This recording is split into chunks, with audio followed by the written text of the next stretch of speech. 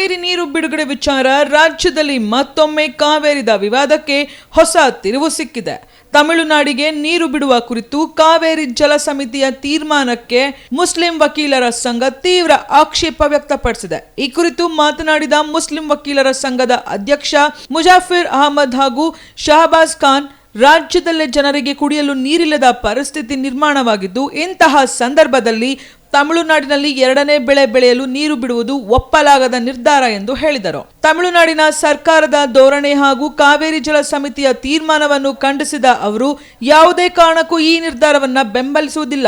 ಕೇಂದ್ರ ಜಲ ಸಮಿತಿಯ ಹೇಳಿಕೆ ಮತ್ತು ತೀರ್ಮಾನದ ವಿರುದ್ಧ ಕಾನೂನು ಹಾಗೂ ಪ್ರಜಾಪ್ರಭುತ್ವದ ಚೌಕಟ್ಟಿನಲ್ಲಿ ಹೋರಾಟ ಮುಂದುವರಿಸುವುದಾಗಿ ಎಚ್ಚರಿಕೆ ನೀಡಿದರು. ಸತತವಾಗಿ ನಿರಂತರವಾಗಿ ಹಲವಾರು ವರ್ಷಗಳಿಂದ ನಮ್ಮ ನಾಡಿನ ಜಲ, ಭಾಷೆ, ಮಣ್ಣಿಗಾಗಿ ಹೋರಾಟ ಮಾಡ್ತಾ ಇದ್ದಾರೆ. ಅದರಲ್ಲಿ ಕಾವೇರಿ ಹೋರಾಟ ಪ್ರಮುಖವಾದದ್ದು. ಈ ಹೋರಾಟದಲ್ಲಿ ಭಾಗಿಯಾಗಲಿಕ್ಕೆ ನಾವು ಕರ್ನಾಟಕ ಮುಸ್ಲಿಂ ವಕೀಲರ ವೇದಿಕೆ ವತಿಯಿಂದ ಬಂದಿದ್ದೀವಿ. ಈ ಹೋರಾಟ ಒಂದು ನ್ಯಾಯಸಮ್ಮತವಾದಂತಹ ಹೋರಾಟ.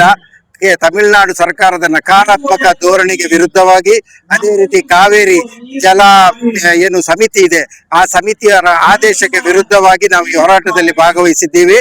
ಅದೇ ರೀತಿ ನೋಡಿ, ಮುಂದಕ್ಕೆ ಸರಿಯಾಗಿ ಮಳೆ ಇಲ್ಲ, ರಾಜ್ಯದಲ್ಲಿ ಬರಗಾಲ ಬರುತ್ತೋ ಏನು ಎಂಬ ಅನಿಶ್ಚಿತಿಯಲ್ಲಿ ನಾವಿರುವಾಗ ಇಂಥ ಸಂದರ್ಭದಲ್ಲಿ ನಮ್ಮಲ್ಲಿ ಇಲ್ಲದಿರುವಂತಹ ನೀರನ್ನು ನಾವು ಕೊಟ್ಟರೆ ಪ್ರಥಮವಾಗಿ ಬೆಂಗಳೂರಿಗರಿಗೆ ತುಂಬಾ ಕಷ್ಟವಾಗುವ ಸಾಧ್ಯತೆ ಇರುವುದರಿಂದ ಈ ಹೋರಾಟದಲ್ಲಿ ಎಲ್ಲರೂ ಕೂಡ ಭಾಗಿಯಾಗಬೇಕು.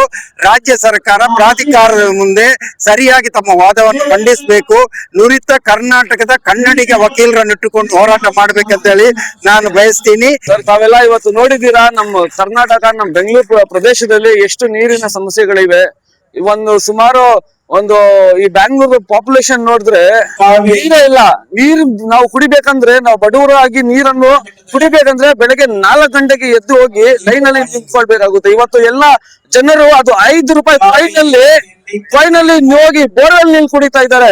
ಅದೇ ಈ ತಮಿಳ್ನಾಡು ಸರ್ಕಾರ ಏನಿದು ದೌರ್ಜನ್ಯ ಮಾಡ್ತಾ ಇದೆ ಕರ್ನಾಟಕ ಅವ್ರ ಮೇಲೆ, ಇದು ಸಮಿತಿಯನ್ನು ರಚಿಸಿ ಇವರು ಕಾವೇರಿ ಇಡೀ ನೀರನ್ನು ತಗೋಬೇಕಂತ ಒಂದು ಪ್ಲಾನ್ ಮಾಡ್ತಾ ಇದ್ದಾರೆ. ಅದಕ್ಕೆ ನಾವು ಧಿಕ್ಕರಿಸ್ತೀವಿ, ಅದಕ್ಕೆ ನಾವು ಪ್ರೊಟೆಸ್ಟ್ ಮಾಡ್ತೀವಿ. ಏನಾದ್ರೂ ಆಗ್ಲಿ ನಾವು ಕಾವೇರಿಯನ್ನು ನಾವು ಬಿಡಲ್ಲ.